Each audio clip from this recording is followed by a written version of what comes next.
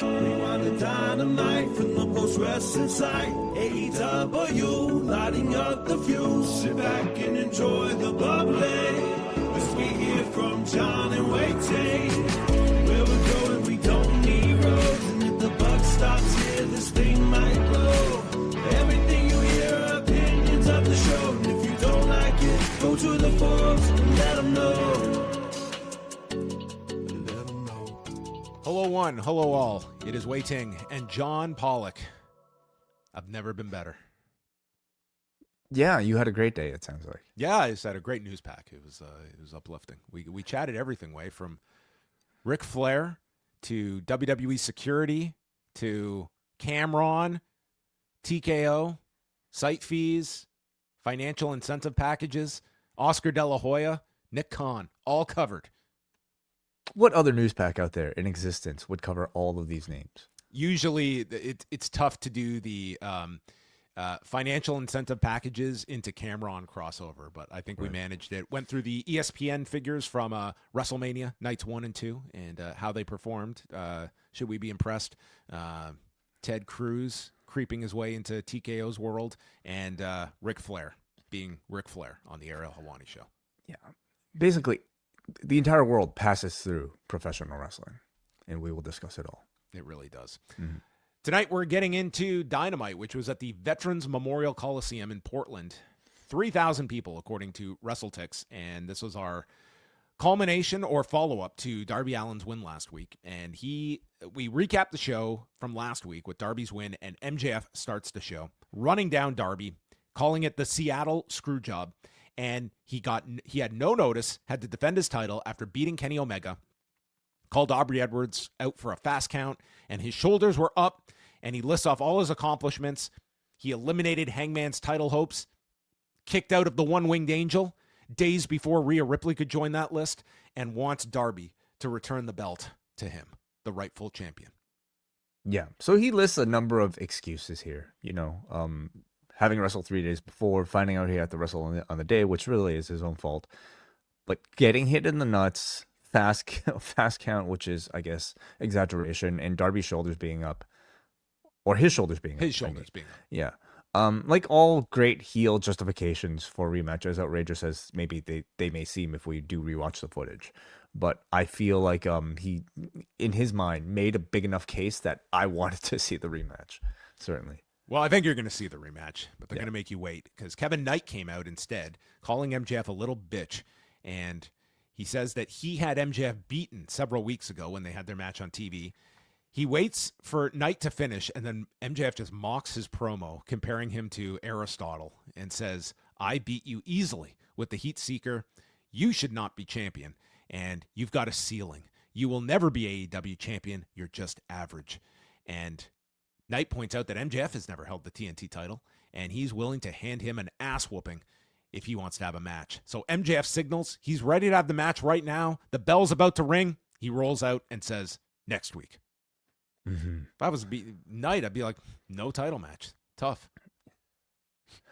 Well, Knight came out challengers challenging. dictate the terms thing is a little weird in pro wrestling, but it happens a lot. So this will happen next week in Fairfax, Virginia. This was a segment where Knight was the one wanting the match more than MJF, But I thought it was overall a strong segment for Kevin Knight, who is the project here. He's the guy who needs to be, put up onto the level of an MJF, and our performances or our my viewing is going to be more focused on him. I thought he did well. He continues to prove that. I think he's got great aptitude for this level of spotlight. He sounded great, though I will say he's not a finished product. Like there was some shakeups, but you know what, Way? You have to put people in these positions. 100%. No one's going to be a golden promo immediately. You have to risk segments like this to give people that confidence level and putting them in there with an MJF and putting them on the spot. And it's like, yeah, if you don't hit a home run, like that is a learning experience. You need to invest in these guys. He's not sinking, which is the most important thing. In fact, I think his confidence sounds pretty strong. Now, I love the fact that MJF kind of mocked him for the whole speaking about himself in the third person, saying the jet this, the jet that. I feel like that probably has a relatively short shelf life, and I wouldn't be surprised if he started to adjust that almost immediately after having MJF call him out for it. I thought it was getting a little bit dicey hearing MJF like basically talking down, the TNT Championship as this like cutesy title that is reserved for average Joes, people with a glass ceiling attached to it. And I thought Knight did a great job of providing a counterpoint by saying how this is the workhorse's championship, and therefore it makes sense why you would have never held that title, Max, because it protected and sort of conveyed the unique value of this championship versus the one that the world championship. So I mean it worked out to be a pretty effective build for their match next week. In the back, Renee interviews the Demand, and they are with Jericho, and they're going to be having a 6-man tag. And the Demand says Jericho isn't going to be able to find any partners because he's burned every bridge. And with that, Ricochet says he's just the guy who gets his ass beat by the Demand every week that he shows up. And yes, Jericho over the past week trademarked this slogan and now has put it on a T-shirt that he revealed. And people will buy this. Yes, they will. Yeah, They you will. print it on a shirt. It'll garner some sales, and it's cute. And Jericho just needs to go find 2 people. He says, I don't have to worry about people that like me. I just have to find 2 people that hate you, which was, I guess, a bit of a tease for who he would end up with later in the show. Although I don't know if anyone was necessarily expecting who the partners would be. So that would be revealed later in the show. Yeah, like I guess this deep in, we can definitely safely say Jericho sticking as a babyface. And as far as like the whole rotating nostalgic gimmicks goes, seems like he's landed on one. And it's this sort of like, talk, bald, talk, lawyer, like, that whole shtick. It seems like he's running with it at least 2 weeks in a row now. And now, I guess introducing maybe fan-friendly things like this copywriting. What if he trademarks something every week that someone says? Yeah. New shirt That'd each be new. week. And I think he'd be a very successful man, very rich man. Brody King and Lio Rush. So Lio Rush is out.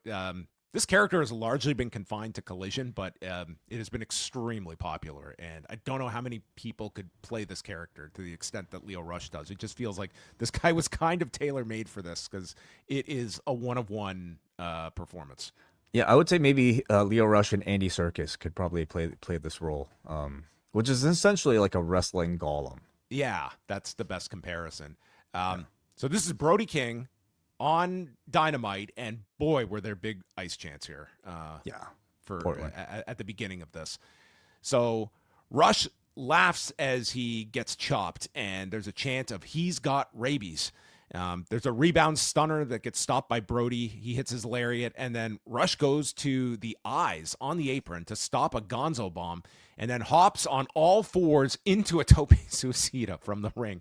And there's a swinging side slam. King then manages a cannonball and Gonzo to win, and they put over that this is his 7th win in a row, which would have a payoff by the end of the night as well. But I was glad that Lio Rush kind of got onto Dynamite. I don't even know if we've seen him on Dynamite in this character. Not in this incarnation, I'm pretty sure. And I'm into it. I like this. Like anyone that's seen it, it's like it's so unique, and it's not like this guy is compromising his style. It's like he melds it really well, and it's something very unique that I think they could have a lot of fun with this character. I love whenever somebody like who's already that talented, and he could coast being Lio Rush, I think, for the rest of his career. But like he is motivated enough to reinvent himself into trying something I would consider risky. But I think it's clear he's put a lot of work and a lot of thought into this presentation, especially in the way he moves differently. Like if you were to sell me, one of my complaints about the Finn Balor demon sort of like separation is that there isn't that much separation. There's a lot of separation between whatever Lio Rush is doing here and what he was doing before. I would have liked to have seen him actually get a proper win over somebody else other than a Brody King, rather than to have him essentially like, he was just kind of on jobber duty here. Not to say like it was a jobber match. It was anything but that. But I don't know if I'm supposed to think about Lio Rush so much after this versus Brody King. But I hope to see more of him, and I hope reception is similar to maybe how you and I feel. Brody says he's going to be watching the title match tonight. He's very proud of Darby, but not proud enough to not bring the violence to him if he gets the chance. Renee spoke to Tommaso Ciampa and says, "Are you ready?" And Ciampa, I mean, we talk about the opponent after WrestleMania facing the new champion being the toughest role. No, being on the television show of the week after the champion as the challenger, that might be the toughest spot here. So Ciampa had to give the promo of a lifetime here. He says, my entire career, I've been told I'm not big enough. I'm not tall enough. I never passed the airport test. I'm a husband. I'm a father. I'm a son. I've got insane work ethic. Tonight is about proving that glass ceilings are imaginary. Tonight is about professional wrestling. You have never seen a man more prepared for this moment than I am tonight. And he asks Darby, do you want this more? Then I need it. Mm-hmm. I mean, this guy did all of his best to sell this match for you as well. A championship level promo from Tommaso Ciampa, like the type of promo you would hear somebody like cut before their WrestleMania main event. You know, it's just, it almost like sums up his like sort of what defines, you know, him and what motivates him throughout life. And I mean, he did a fantastic job. All this guy needed to say at the end was, I will promise you that tonight's match will outdo anything you saw over the weekend. Yeah, like that could have been, and I don't think that's a stretch. He said that through the match. You know, he conveyed that later. Yeah. We go to the back where Copeland is alone. He and Christian are not going to get another tag title shot, but he says, I think we deserve another one. So he has come up with a plan for Double or Nothing to challenge FTR in a New York street fight. And he says, what's in it for you guys? Well, if you win, we retire as a team. And you heard this gasp from the crowd. And Copeland says, what's your answer going to be? I know what our answer would be. And he says that, he says that I know what your answer should be if you believe you're the best of all time. And I know what my answer would be, but that's because I'm a man. Yeah. Uh-huh. So what?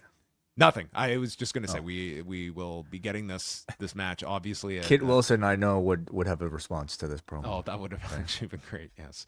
I didn't think they would go to this rematch so soon. You know, with the Bucks already in line, right? Yeah, well, I think we are getting that three-way program, and I could certainly see these guys win the belts at Double or Nothing. They could defend against the Bucks potentially at one of these other shows, or you just hold off. But it does feel like this three-way could be an all-in match that far down the road. But why would you do the number one contenders match? Was that a number one contenders match, by the way? I forget now. The Bucks one. Yeah, but it wasn't a number one contenders match. They're on their way back to winning. Okay. Yeah. They're at the bottom. They're climbing. Yeah, but they didn't clinch that by winning the match at Revolution? No, the Bucks had the title match. They lost. And then they had to start from the bottom. Yeah. They beat the Rascals. They beat Okada and Takeshita. Oh, you're talking about Dynasty. Right. Oh, so Dynasty, right. So they won that match. Yeah, they became the number one contenders. Was that a number one contenders match? I don't think it was a number one contenders match, but you're right. They should be higher up the pecking order now after the Okada. I hate having these arguments on air because we're going to get 50 people correcting us. So, okay. Thank you. Surprised you didn't know this. Yeah.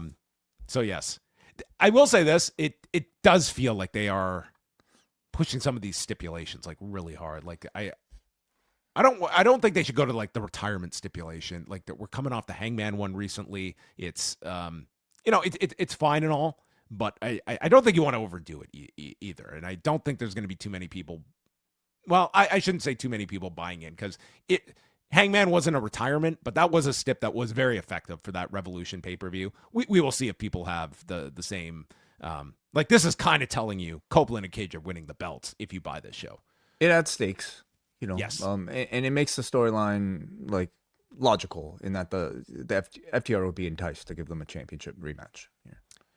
Hikaru Shida with Chris Statlander in her corner take on Mina Shirakawa, and Shida like dominates the first half of this match. He's beating her down, but it's I wouldn't say the crowd was going wild for this in the early parts. They went through the commercial break, and then there's a head scissors by Mina, which rallies the crowd as she starts to make her comeback. Can't get the figure four, and we go to the floor, and there was this one spot where Mina gets she takes a head scissors, but she plants herself and just pauses for like a second before she realizes she's got to run herself into the steps. So she like stops her motion and then just like sends herself into the steps. It was the most ridiculous thing on this show. So then we go into the ring. Shida hits a Meteora Tamashi for a 2 count, and then it's Mina coming back, sling blade off the top, gets the figure 4, but Shida rolls to the rope, and finally Statlander takes the kendo stick away from Mina, and it sets Mina into a Tamashi followed by the Falcon Arrow, and Shida gets the win and embraces Chris Statlander after the match. Yeah, who like gives like a really odd look, Statlander does. So I'm really not sure like what I should be thinking about the Statlander Shida dynamic. Like, is she a reluctant partner? Was she unhappy that she helped Shida, or at least not fully pleased? I don't exactly know. I think they're slowly becoming trusting of each other, and Statlander here actively helping her. We kind of didn't know where Statlander really, like, how invested was she with Shida. I can't say I'm too compelled by this story of the two, but I think that's what they're trying to convey. Yeah, like specifically about Chris Statlander. Like, I mean, we're in a period now where we are, beyond her championship reign, and I feel like she's more lost than ever. Like, I feel like she's trying a new character out every single month, and certainly this one doesn't feel like it's hitting so much for me. I thought the action was strong in this match. Now, like, part of the story, at least like Mina has been building up online about this match, is that Shida was one of the suspects of the Tony Storm attack. Right. And other than a mention from Nigel on commentary here, we haven't seen any sort of follow up. I don't know if she's any closer to figuring out whether or not Shida is the person. Well, if you beat Mina Shirakawa, do you get eliminated from the suspect list? Well, that's what I was kind of does wondering. That eliminate your culpability? I'm not sure. There wasn't really too much to it, but maybe we'll find some follow up on Collision or online or something. The next match was Will Ospreay and Mark Davis, and these two decided to go out and just have a pay-per-view level match. And little did we know what we were in store for between this and the end of the show. So obviously, long history between Ospreay and Davis. Second only to Kenny's diverticulitis was, of course, during the Kyle Fletcher Will Ospreay feud. Every week of being informed that he let Kyle Fletcher and Mark Davis come live with him during the pandemic. So we got to play the hits here and remind us that Ospreay let Davis live with him during the pandemic. If you are a wrestler of any level, you better have a spare bedroom, all right? And you better let any up-and-coming wrestler who needs it live in there at least for a month, okay? Or a few weeks. Well, that's your future building storytelling right there. Gallus had a great response. He says, I don't know why anyone would want to live with Ospreay. Bunch of nerds watching wrestling. Which is probably the case. The steps get kicked into Davis, and then Ospreay's off with a Rana off of the steps, and then hits a cannonball off the stage, landing on his feet. They make their way back to the ring, and Davis hits a neck breaker off the top, and then he takes Ospreay and just puts him onto his shoulders, almost hits like a burning hammer to him, and Ospreay catches him with the standing Spanish fly for a counter. Then the Os Cutter is caught, and he gets dropped 3 times on his neck, and of course they're heavily focusing on the neck. Every week he's got more and more tape on the neck, and Davis's lariat gets stopped midway by a hidden blade, but he kicks out, and at this time in the match, Ospreay can't use his left arm, and he gets hit with the pile driver and then manages to get his foot on the rope as Callis is losing his mind at ringside to the referee for not counting 3. And then Davis takes Ospreay, and he is not standing like sideways like they would normally do a spot on the edge of the apron. He has his back to the ropes as he lifts up Ospreay for the pile driver on the edge of the apron, and Ospreay just flies to the floor after taking this. He's dead. Doc Samson comes over to check on him, and Callis is yelling, "You've got to discredit this guy's medical license if he doesn't stop this match." And he finally tells Paul Turner he has no use of his left arm. I'm calling this. And we got the rare doctor stoppage here. I mean, one day after Keanu Carver, we got a second doctor stoppage. And Davis gets the win here. They listened to Bryan Danielson. Yeah. We're finally maybe paying some Like maybe like people, Doc Samson thinks people are onto him, and so he's like, you know what, I need to preserve my credibility. You know, I got to call at least one of these matches. It's about time. It's been 6 years. I'm gonna stop this match. But then Davis drags Ospreay in for another pile driver, and I thought he was just going to give him the other pile driver, and I was all ready to complain about this because this is something like AEW will do. You do something super effective, and instead of just letting it sit with the fans, it's like, okay, let's do like 5 more pile drivers on top of it to like really hit home the point. But I'm arguing about something that actually didn't happen, so I understand that. So as he's going for the pile driver, Shafir gets on the apron, followed by Moxley in the ring, and all the Death Riders surround him, and Davis just backs off, leaves Ospreay, as they lift up Ospreay and carry him away. So I imagine that Will Ospreay is joining the corporate ministry. This was very Midian-like, the way they carried him away. So I thought they were going to eat him. We don't know. Yeah. Tune into Collision. Find out if the Mana was devoured by the Death Riders. Awesome match that they had here. Amazing. And I love doing the doctor stoppage finish that they can really, it's like we have talked about Mark Davis this whole run, but on commentary, they really put a big emphasis on the fact he's had like 17 matches this year. He's constantly the most active guy in the Don Callis family. Yeah, like they're really starting to put the shine on him here. And obviously with the way they were booking this match, like that's like, it felt like this is a bit of a level up for Mark Davis to put him in this spot. That had to have been. I mean, I love this. I love the match. I love the booking of the result. I think Davis, you know, his performances have greatly outpaced his status on the roster. And I think he has more than earned, you know, a higher place on the card. Again, I feel like he might be my favorite wrestler to watch. You know, like we're coming off of the Tanaka match at Hitchcock as well. Yeah. So, you know, a dominant, and this is a dominant win. There's really kind of no other way around this. Of course, Ospreay has some level of protection in that we know he didn't come into this match 100%. They mentioned he was barely cleared by Doc Samson in the match. But still, like, this was a dominant performance and a dominant win, you could say, for Mark Davis by TKO. And I think it also establishes that these sort of upset wins can happen on this show. If last week, of course, last week wasn't so much an upset with Darby, but like Davis on paper probably wouldn't be beating Ospreay when you just saw this match announced, right? But he did, and he did it in very convincing, believable fashion. So I love that. Like Mark Davis, just like his wrestling style is just he's like Zangief. Like he's like the actual Zangief, not the movie Zangief. But like, you know, he'll like there's not much like sort of like slow, I'm gonna pick you up and it's gonna be a struggle. He's just gonna lift you up like you're a toddler, and he's gonna power bomb you or power drive you, and it's like the action happens so fast, like it's a video game. So I think he's been so incredibly consistent and so entertaining every time he comes out there that obviously, you know, with somebody like Will Ospreay, you're going to get really strong quality. Yeah, I think when all is like said and done, like of this generation, like of tag teams to break up and find success, like Aussie Open is going to have quite the case, I think, when we look back in like a couple of years of if both continue at this progression. Like it is not wild to imagine those two feuding over an AEW title one day. Eventually. So yeah, excellent match here. Renee is with Alex Windsor. Jamie Hayter is still not cleared after Dynasty. So Persephone shows up and they challenge the Triangle of Madness for Collision. They're really promoting Collision on Saturday. It's Playoff Palooza. It's airing at its normal time on Saturday, and we'll get to the full lineup at the end. Samoa Joe is back. He's been cleared. He's been gone for 3 months after they stated he was injured in training, and he's taking on Pacific Northwest wrestler Cody Chun. And he got into like Cambodian wrestler. That is right. Yes. Yeah. He got in like a fair amount of offense here, even got to like gouge Joe's eyes to stop a muscle buster. And then Joe does the walk off the high cross, runs Chun hard into the buckle, really hard with the Irish whip, and wins with the muscle buster.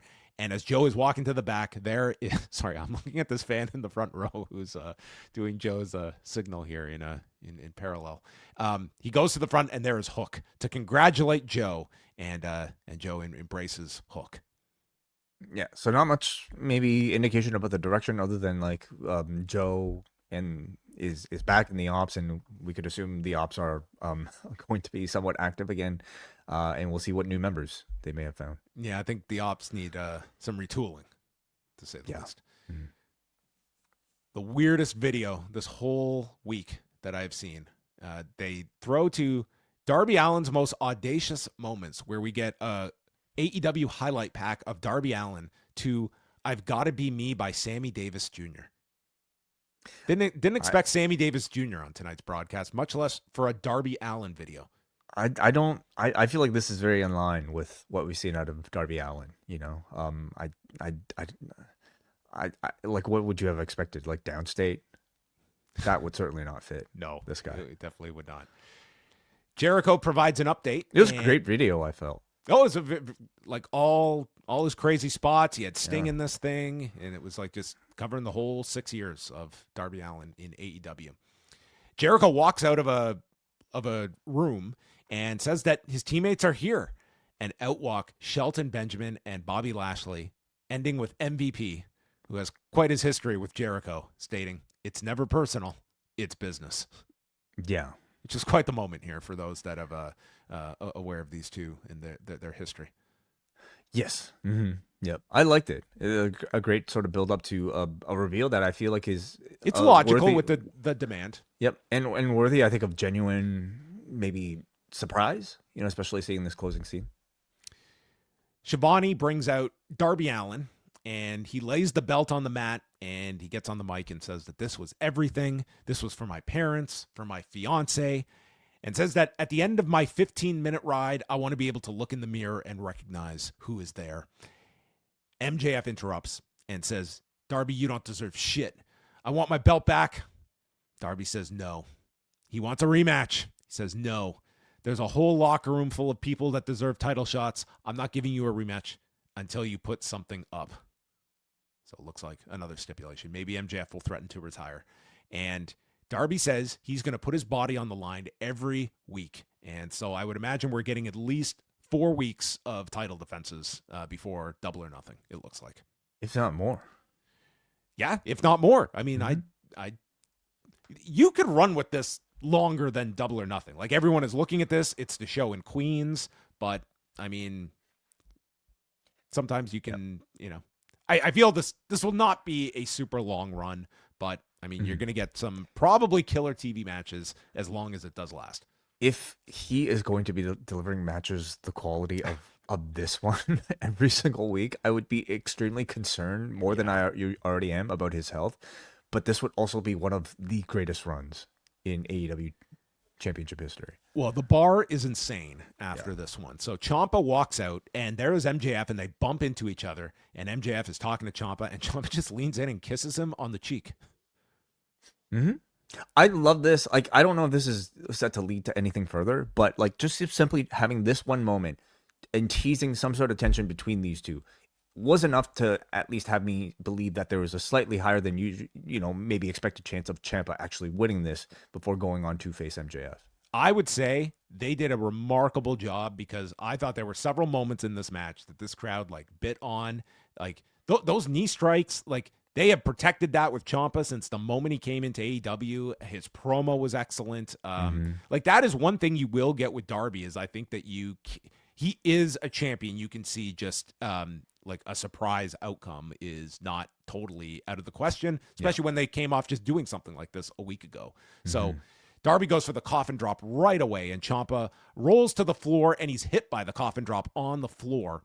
And Ciampa misses a boot going into the timekeeper's area, and Darby leaps off the post over the guardrail into the timekeeper's area. They did this overhead shot to appreciate the distance that he covered here. And this is in the first couple of minutes of this match. Ciampa is cut open, and when I say cut open, he was completely covered. This was one of the most just complete crimson masks that he worked most of the match with here. There's a scorpion death drop to Ciampa in the ring, and as he takes it, he rips off the turnbuckle pad. And then I might say this was the craziest spot of the whole match, but there's options. Ciampa gets Darby up for a psycho driller, and he comes off the turnbuckle to the floor, not through a table, just straight down to the floor, landing on his hip. This was one, usually these spots, you're immediately looking at how is Darby alive. This was the exception where I thought Ciampa was dead because he came down on his hip and my God, was this nuts. This was the nuttiest spot of the match for me. I mean, I think you could say they're both crazy for doing something like this. At least put a table underneath. Nothing. This is just right to the floor. Oh my God, dude. But like in watching it, yeah, I'm sure it didn't feel nice. Ciampa, I mean, I thought sold it tremendously well, though. I mean, I wonder how much he had to exaggerate, but he certainly used it for all it was worth. It was shocking to me that this was like heading into a commercial break, Yeah, this is how you set up a commercial break for goodness. this AEW title run. They come back, and Darby is rolled into the ring, manages a foot on the rope. They get into a big chop battle. Both men are down, and Bryce is counting. And then both tees going into the exposed buckle. Off the top comes Darby with the coffin drop, but he is caught in a rear naked choke, rolls out, and then Darby's head gets slammed into the exposed buckle, and Ciampa pulls down the knee pad, hits him with the knee strike, and Darby kicks out. Big near fall, hits the Project Ciampa, another knee strike for a 2 count, and Ciampa cannot believe that he is kicked out. Goes for the Scorpion Deathlock onto Darby, and Darby reverses it. And Nigel pointing out how much damage has been done to Ciampa's hip that is going to make this even worse. And Darby is holding on to this. He's like nearly losing the hold. And so he just wrenches back like Garcia's Dragon Tamer and then fully reapplies it, pulls Ciampa away, and Ciampa has to tap out. Just a phenomenal match. This was total pay-per-view level quality, like high end. Like this could have headlined a pay-per-view.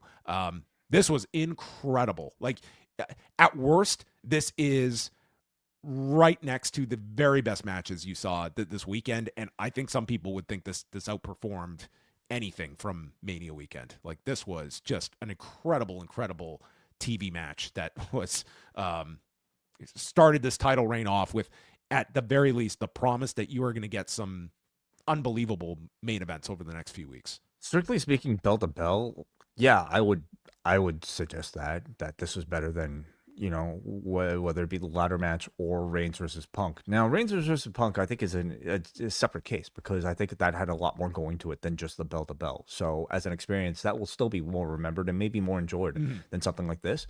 But when we're talking about bell to bell action, the ladder match was tremendous. Gunther Rollins was tremendous. I think this outperformed that. I have no question. It was ahead of those two.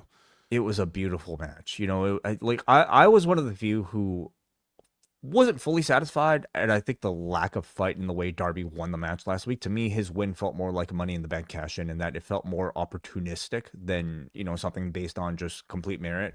And so whenever you do have something like that, it's so important to have an immediate follow-up that establishes Darby as a world championship level threat who is credible.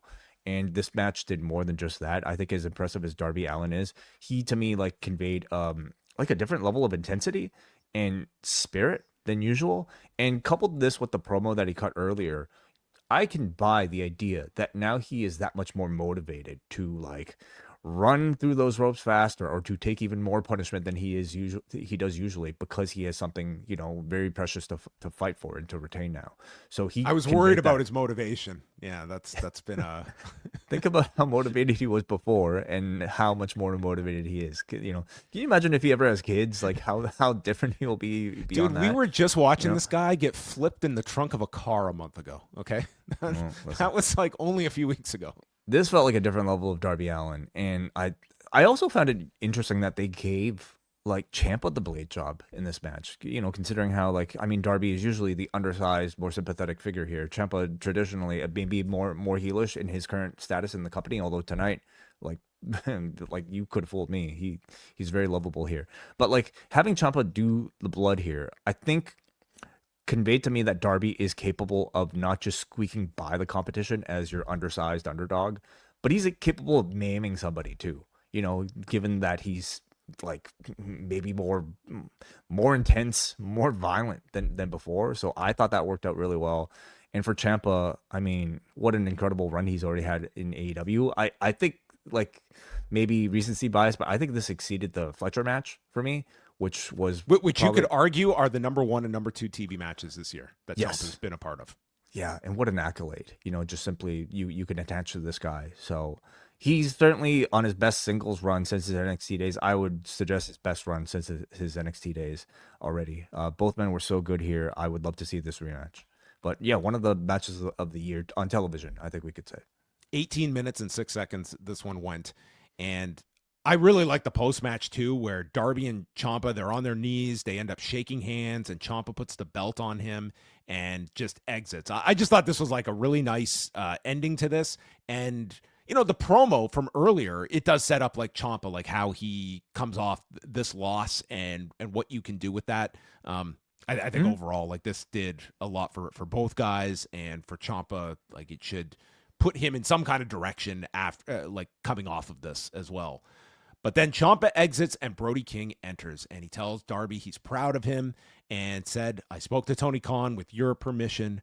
He proposes a title match for next week." Darby's like, "Fuck, man, I just finished this," and he agrees. So next week this will happen. Darby did say he would defend every single week. He did put it out there, so they're calling him on it. So Fairfax, Virginia next week we will have Darby and Brody King for the AEW title, and maybe a throwback to our choke spot off the apron.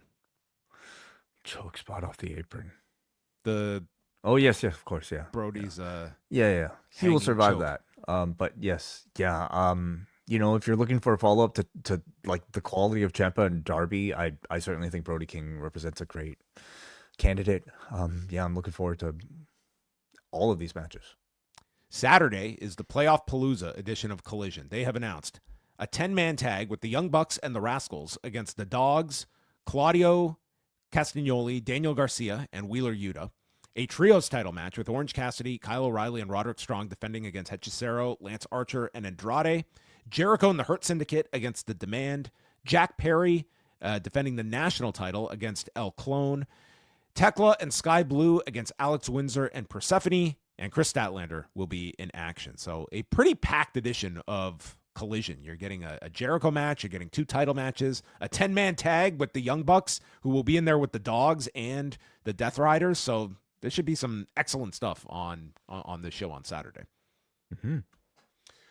All right. Well, Kate from Montreal will have you covered this coming Saturday as Collision returns to Saturday night. And we are going to be back on Thursday with Rewind-A-Wai, number 204. This was the Patrons Pick Show. You voted on WCW Spring Stampede 1994, a show that is also going to bring you some blood. It's also going to bring you some shovels. And we will be tackling that show on Thursday. It is headlined by Ric Flair and Ricky the Dragon Steamboat. One of their final singles matches. Not the last one, but one of the final ones, because this is just a few months before Steamboat's back injury that takes him out.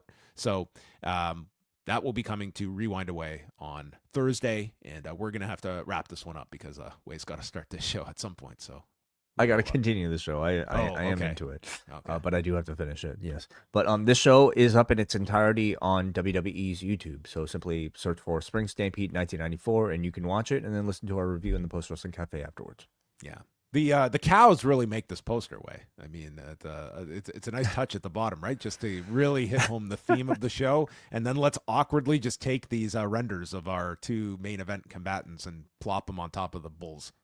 I mean, I guess maybe graphic design has come a long way since whenever the original box art for this VHS must have been created. 1994, a great year. Yeah. All right, everybody, we're going to say goodbye on the YouTube stream, but hey, if you are a Post Wrestling Cafe member, the fun continues on the XL portion as we are diving into your questions and feedback. So goodbye, YouTube.